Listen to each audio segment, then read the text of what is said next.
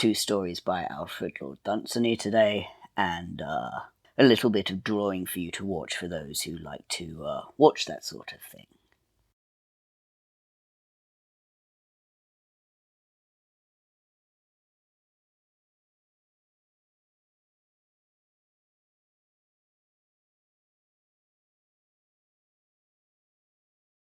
The House of the Sphinx by Alfred Lord Dunsany, taken from the short story collection, The Book of Wonder. When I came to the House of the Sphinx, it was already dark. They made me eagerly welcome, and I, in spite of the deed, was glad of any shelter from that ominous wood. I saw at once that there had been a deed, although a cloak did all that a cloak may do to conceal it. The mere uneasiness of the welcome made me suspect that cloak. The Sphinx was moody and silent. I had not come to pry into the secrets of eternity, nor to investigate the Sphinx's private life, and so had little to say and few questions to ask. But to whatever I did say, she remained morosely indifferent. It was clear that either she suspected me of being in search of the secrets of one of her gods, or of being boldly inquisitive about her traffic with time, or else she was darkly absorbed with brooding upon the deed. I saw soon enough that there was another than me to welcome. I saw it from the hurried way that they glanced from the door to the deed, and back to the door again, and it was clear that the welcome was to be a bolted door. But such bolts in such a door! Rust and decay and fungus had been there far too long. There was not a barrier any longer that would keep out even a determined wolf, and it seemed to be something worse than a wolf that they feared.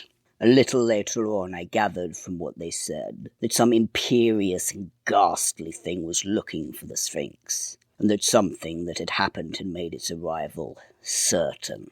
It appeared that they had slapped the Sphinx to vex her out of her apathy in order that she should pray to one of her gods, whom she had littered in the House of Time. But her moody silence was invincible, her apathy oriental, ever since the deed had happened. And when they found that they could not make her pray, there was nothing for them to do but pay little useless attentions to the rusty lock of the door, and to look at the deed and wonder, and even pretend to hope, and to say that after all it might not bring that destined thing from the forest, which no one named. It may be said I had chosen a gruesome house, but not if I had described the forest from which I came, and I was in need of any spot wherein I could rest my mind from the thought of it. I wondered very much what thing would come from the forest on account of the deed, and having seen that forest, as you, gentle listener, have not, I had the advantage of knowing that anything might come. It was useless to ask the Sphinx. She seldom reveals things like her paramour Time. The gods take after her, and while this mood was on her, rebuff was certain. So I quietly began to oil the lock of the door, and as soon as they saw this simple act, I won their confidence. It was not that my work was of any use. It should have been done long before, but they saw that my interest was given for the moment to the thing that they thought vital. They clustered round me then. They asked me what I thought of the door, and whether I had seen better, and whether I had seen worse, and I told them about all the doors I knew and said that the doors of the baptistry in Florence were better doors, and the doors made by a certain firm of builders in London were worse. And then I asked them what it was that was coming after the Sphinx because of the deed, and at first they would not say, and I stopped oiling the door. And then they said that he was the Arch-Inquisitor of the forest, who is investigator and avenger of all Sylvestrian things, and from all that they said about him it seemed to me that this person was quite white, and was a kind of madness that would settle down quite blankly upon a place, a kind of mist in which reason could not live, and it was the fear of this that made them fumble nervously at the lock of that rotten door. But with the Sphinx it was not so much fear as sheer prophecy. The hope that they tried to hope was well enough in its way, but I did not share it. It was clear that the thing that they feared was the corollary of the deed. One saw that more by the resignation upon the face of the Sphinx than by their sorry anxiety for the door. The wind soughed, and the great tapers flared, and their obvious fear and the silence of the Sphinx grew more than ever a part of the atmosphere, and bats went restlessly through the gloom of the wind that beat the tapers low. Then a few things screamed far off, then a little nearer, and something was coming towards us, laughing hideously. I hastily gave a prod to the door that they guarded. My finger sank right into the mouldering wood. There was not a chance of holding it. I had not leisure to observe their fright. I thought of the back door, for the forest was better than this. Only the Sphinx was absolutely calm. Her prophecy was made, and she seemed to have seen her doom, so that no new thing could perturb her. But my mouldering rungs of ladders as old as man, by slippery edges of the dreaded abyss, with an ominous dizziness about my heart and a feeling of horror in the soles of my feet, I clambered from tower to tower till I found the door that I sought, and it opened onto one of the upper branches of a huge and sombre pine, down which I climbed onto the floor of the forest, and I was glad to be back again in the forest from which I had fled, and the Sphinx in her menaced house. I know not how she fared, whether she gazes forever, disconsolate at the deed, remembering only in her smitten mind, at which the little boys now leer, that she once knew well those things at which man stands aghast, or whether in the end she crept away, and clambering horribly from abyss to abyss, came at last to higher things, and is wise and eternal still. For who knows of madness, whether it's divine or whether it be of the pit? That was The House of the Sphinx, one of Alfred Lord Dunsany's shortest short stories. Now, you might note from certain phrasings that this story is a little old. Alfred Lord Dunsany was one of the primary inspirations for H.P. Lovecraft, so these were written, if I recall correctly, around the turn of the 19th century, late 1800s, early 1900s. I don't have the date for this specific book, but the majority of these stories were written pre-1920s, if I recall correctly.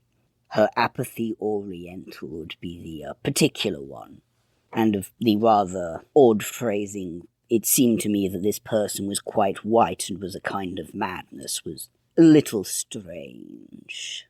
And I have a suspicion that white may not mean what we think it means here, but I have really no idea what that phrase actually means.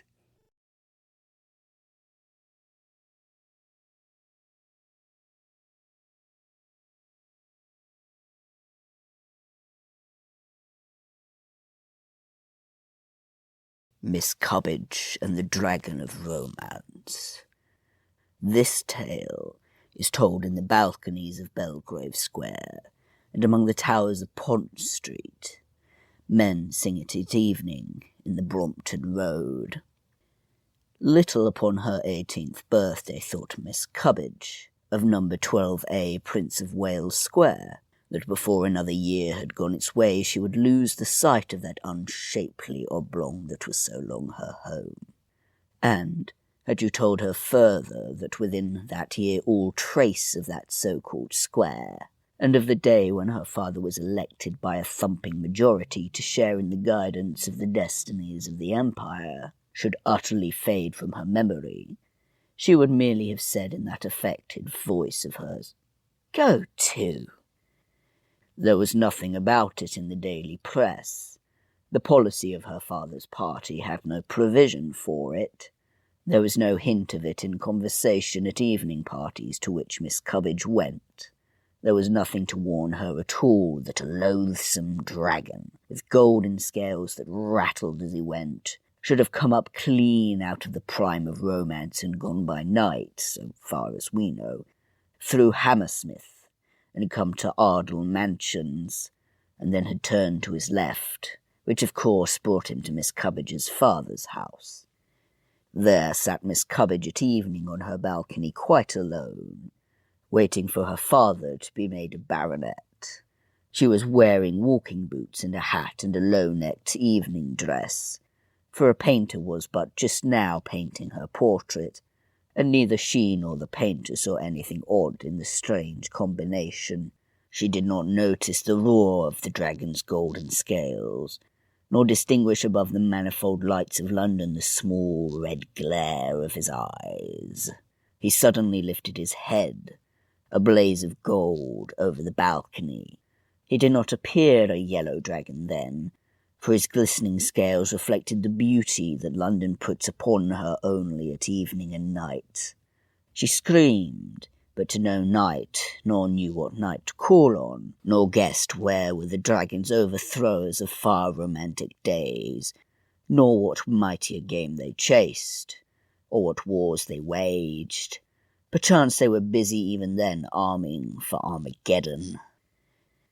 Out of the balcony of her father's house in Prince of Wales Square, the painted dark green balcony that grew blacker every year, the dragon lifted Miss Cubbidge and spread his rattling wings, and London fell away like an old fashion, and England fell away, and the smoke of its factories, and the round material world that goes humming round the sun vexed and pursued by time, until there appeared the eternal and ancient lands of romance, lying low by mystical seas.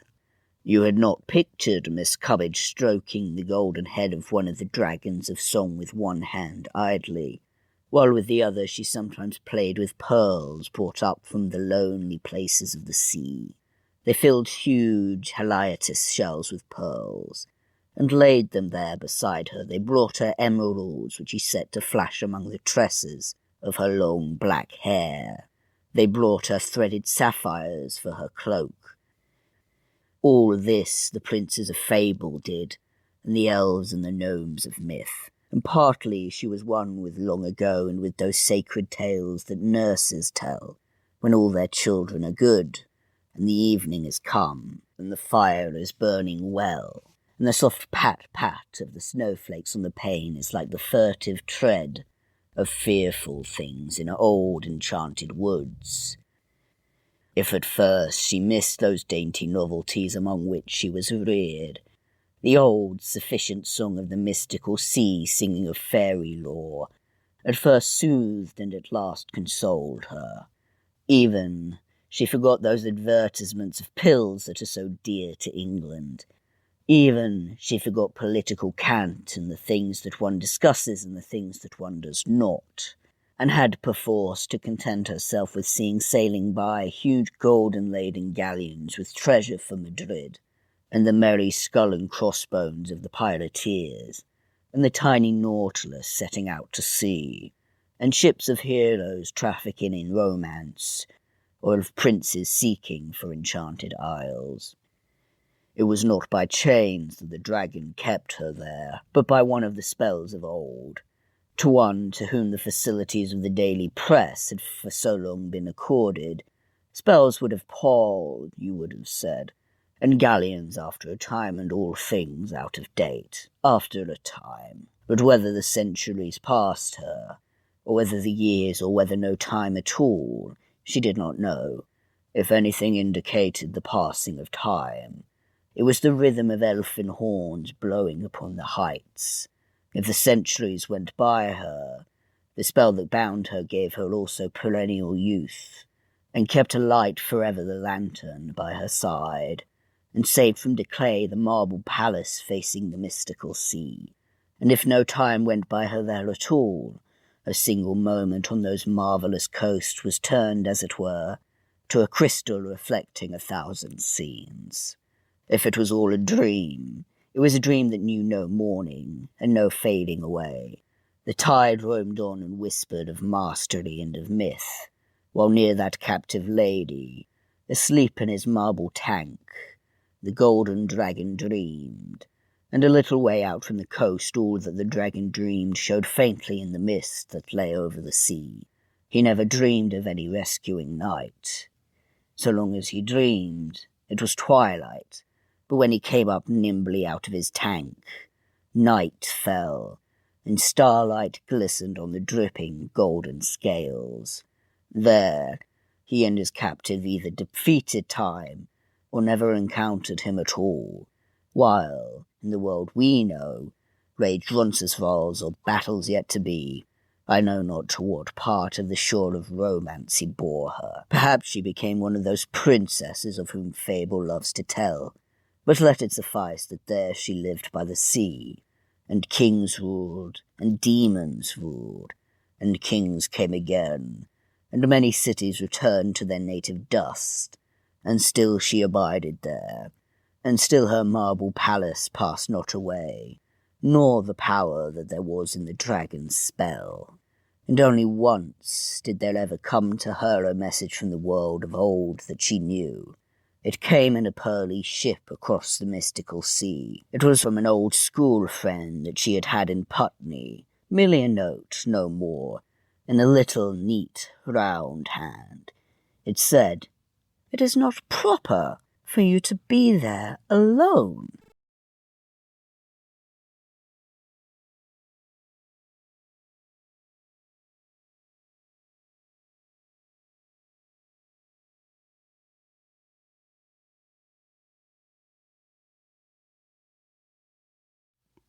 And that was Miss Cubbidge and the Dragon of Romance, also by Alfred Lord Dunsany, from the same collection of stories, The Book of Wonder. And I feel like I should fill up a little more time with my voice, as you can see on the screen. I'm not quite done with the drawing. There's a few minutes left of that, even though I deleted a chunk of the recordings of my drawing, as it was just me filling out the far side of the paper, the same way this close side of the paper had been filled out, and, well, you can't really see it from the camera angle. I really should fix that, but I'm using an old beat-up, well, not really beat-up, but definitely old. It's a digital camera. We don't really use those anymore. But it has a tripod, which I don't have for my phone, and anyway, I like to listen to things on my phone while I'm drawing, so with the camera separate from the phone, I get the best of both worlds, as it were. So, yes, you've got a little bit more to watch of me completing the drawing, which is based on the House of the Sphinx.